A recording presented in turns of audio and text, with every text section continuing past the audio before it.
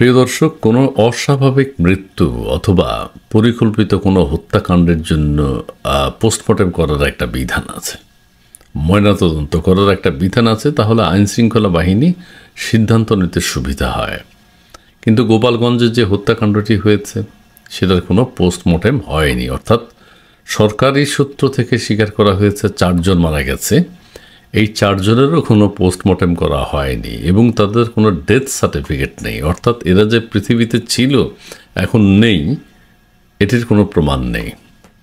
যাই হোক, তাদের পরিবারের পক্ষ থেকে দাবি করা হয়েছে যে এই 4 জন আইনশৃঙ্খলা বাহিনীর গুলিতে মারা গেছে, সারা দেশবাসী দেখেছে।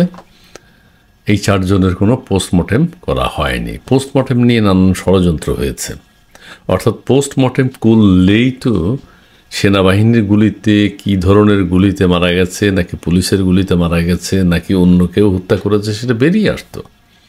কিন্তু সেটার কোনো প্রমাণ রাখা হয়নি, পোস্টমর্টেম করা হয়নি, পোস্টমর্টেমের কোনো ব্যবস্থা করা হয়নি, আইনশৃঙ্খলা বাহিনীর পক্ষ থেকে কোনো পোস্টমর্টেম করা হয়নি এবং পরিবারের পক্ষ থেকে পোস্টমর্টেম করার জন্য নিয়ে যাওয়া হয়েছে হাসপাতালে, কিন্তু হাসপাতাল সেই লাশ গ্রহণ করেনি। বলা হয়েছে আপনারা ডেড বডিটা বাড়িতে নিয়ে যান, এখানে রাখলে ঝামেলা হবে। কত দুঃখজনক ব্যাপার। এখন সেটি হচ্ছে, আরেকটি কথা বলতে চাই, কতজন মারা গেছে সেটি কিন্তু আমরা এখনও জানি না, দেশবাসী জানতে পারেনি, যেহেতু এখনও সেখানে কারফিউ বলবৎ রয়েছে। কেউ কারোর সাথে কোনোভাবে যোগাযোগ করতে পারছেন না, কারো খোঁজখবর কেউ নিতে পারছেন না।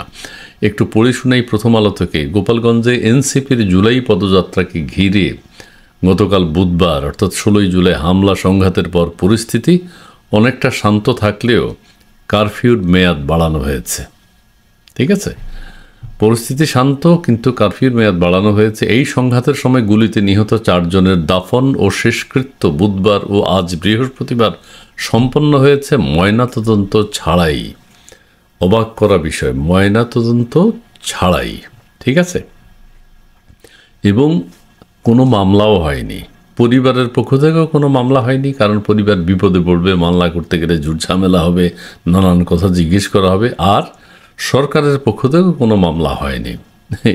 অর্থাৎ এই 4 জন যে পৃথিবীতে ছিল তার কোনো সাক্ষী প্রমাণ আর রইল না। ঠিক আছে, আইনশৃঙ্খলা বাহিনীর সাথে 16 জুলাই যে কাণ্ডটি হয়েছে, এই 4 জনের নাম আপনাদেরকে একটু পড়ে শোনাই। এরা কেউ আওয়ামী লীগের কর্মী না।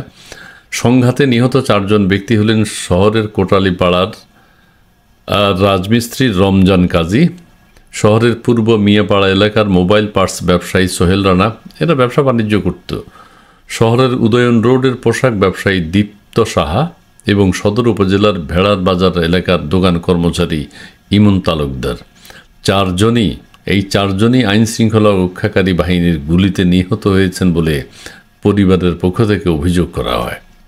ঠিক আছে, তাহলে আমাদের প্রেস সচিবের দপ্তর থেকে আবার যেটি বলা হয়েছে খুবই মজার।